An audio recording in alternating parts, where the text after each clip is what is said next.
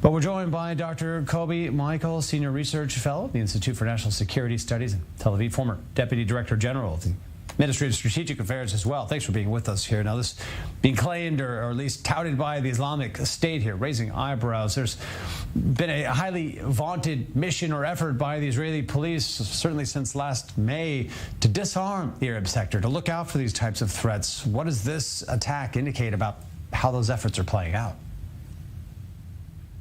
Morning. I think that we are trying to find, unique circumstances or reasons for this attack. But we have to remember that there is a sort of a greenhouse among the Arab population here in Israel.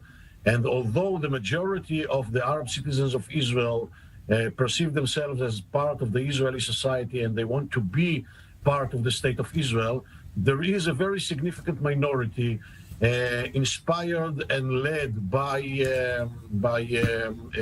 radical religious and national leadership, and there is a very radical national sentiment among them, and we see here and there the eruption of this sentiment, and the attack from yesterday is another reflection of this sentiment. And therefore, we have to understand that there is a line that connects between the events in May 21 and the terror attack last week in Beersheba and the attack yesterday in Hadera. And as long as we will deny the existence of this national and radical sentiment, we will continue facing further attacks, unfortunately. Now, this again, as we've been highlighting, is seen as an internal threat here. There's so much focus on the outside threats, be it Hamas, Hezbollah, who have basically celebrated this attack in Israel last night as well. Is there going to be a refocus now by security forces, or is it part of the bigger picture of the Israeli security apparatus?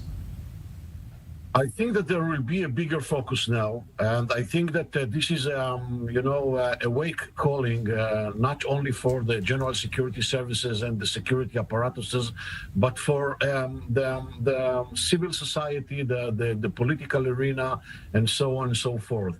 We are facing a problem, and we have to tackle this problem. We have to deal with it, and we have to be able to differentiate between the majority of the Arab population and the minority, as I have mentioned just before. But we cannot ignore the problem, and we have to understand that there is a direct connection between this radicalization process among Arab Israelis and the radicalization process in the Islamic world on the one hand and in the Palestinian territories on the other hand.